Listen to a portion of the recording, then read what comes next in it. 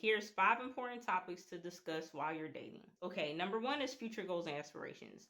You really need to understand what your career aspirations are, future goals are, especially family plans, and if that person decides or wants to have children or not, and how you want to raise those children. Like, you need to understand if this person believes in homeschooling, public school. Some people believe in spankings, some people don't. Some people believe in soft parenting, some people don't.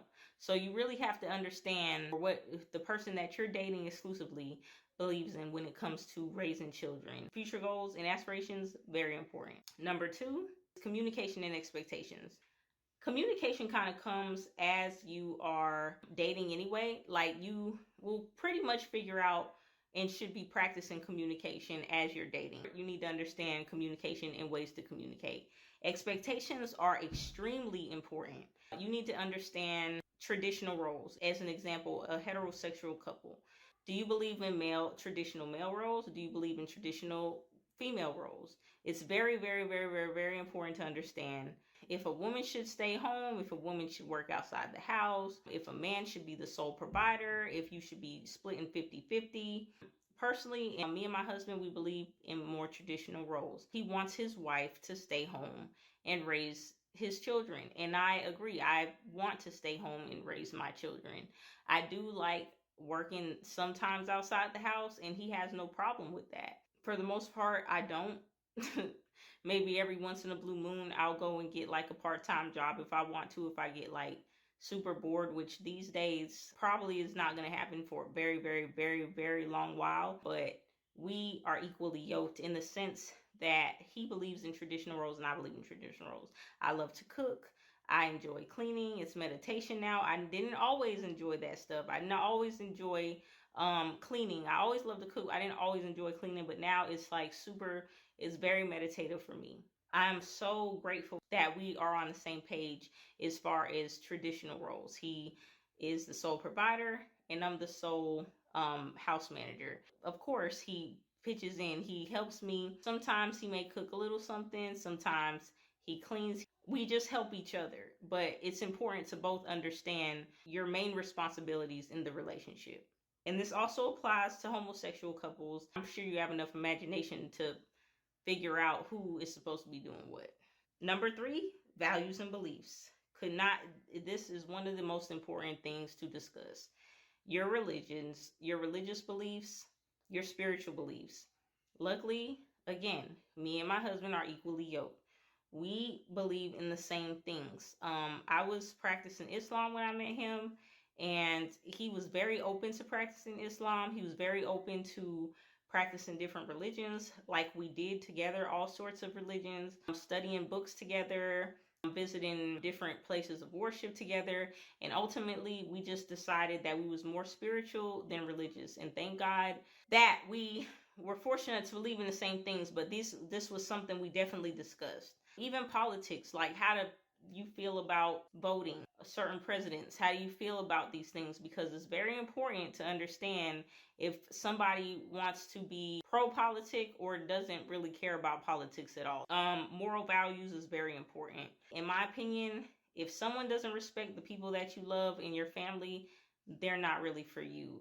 And vice versa. Your family also has to respect the person that you choose, but you also have to have that discernment and know if they're just kind of being jealous or just not liking someone, and if they really have a valid point of why this person might be a concern. Number 4 is family and relationship history. This is very, very, very, very, very important. You really want to understand if this person is family oriented. Did they grow up in a loving home? Did they not grow up in a loving home? Were they raised on survival instead of love? Was their mother there? Was their father there? Are they close with their siblings? Are they jealous of their siblings? Are their siblings jealous of them? All these things play a big factor in the person that you're dating and the person that you choose to be with. So do not ignore family history.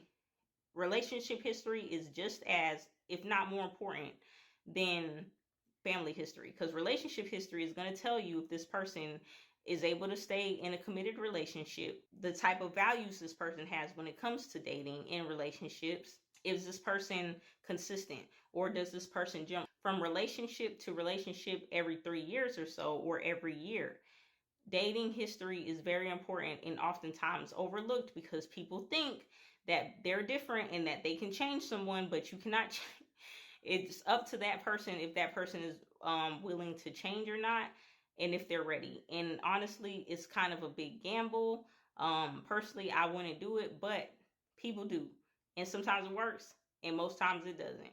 So pay attention to their relationship history, and especially if they have children from previous relationships, animals, pets from different relationships, mutual pets from different relationships, mutual friends, everything that could influence or impact your current relationship, especially if there's kids involved, and if you are considering a blended family, because it's going to take extra work for blended families, in my opinion.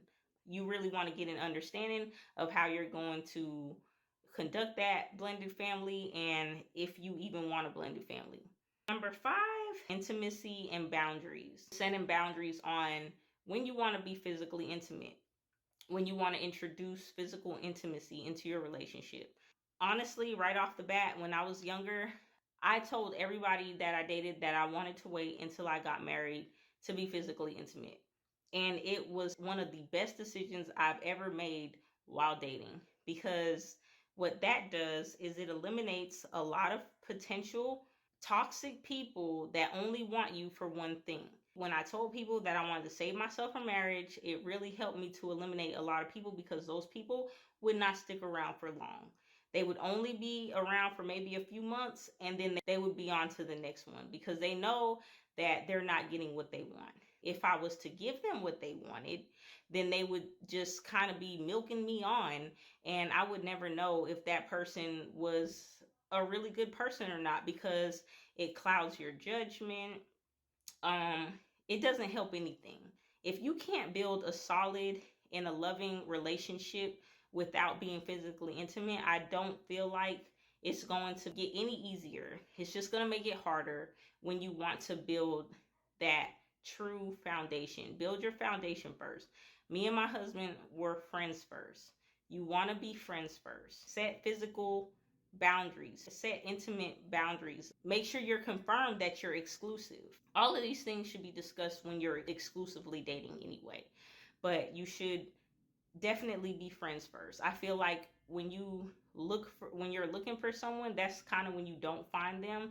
I feel like when you that's not always true, but in my situation it definitely was. I feel like a lot of times people find the one that they are supposed to be with when they're not looking, when they're focusing on themselves, when they're focusing on self-love and self-care and bettering themselves.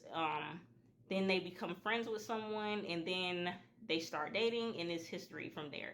So me personally, I wasn't looking for anyone when I found my husband. My husband was not looking for anyone when he found me. That friendship foundation is extremely important in the beginning. So in my opinion, I didn't feel like I needed to be thinking about being physically intimate with anybody at that time, because that would let you know who really wants to be with you for you and who really wants just one thing. It's one of the most powerful things you can do, is to be abstinent and or celibate, and do not give away yourself to people too early. The longer you wait, the better, in my opinion. You give someone what they want earlier on, best believe that they probably are going to be wasting your time, because why leave if they're getting what they want? So definitely build that foundation, definitely build that friendship first, and it's very important to be equally yoked. Anyways, I hope you enjoyed this video. I hope you enjoyed this list of things that you definitely should be discussing. It's one thing to just be dating just to be dating. You know, it's important to learn somebody's personality and if you like them, but it's also equally important, if not more important, to understand their character through having these deeper conversations. Just kind of going along with the flow and hoping everything works out, that's a big gamble. Take into consideration these things that you should be discussing, and it should definitely help you not waste your time. When it comes to dating, you do not have to give in physically as a woman, and as a man you do not have to break your wallet in order to impress someone. So I hope this helped, and I'll see you next time.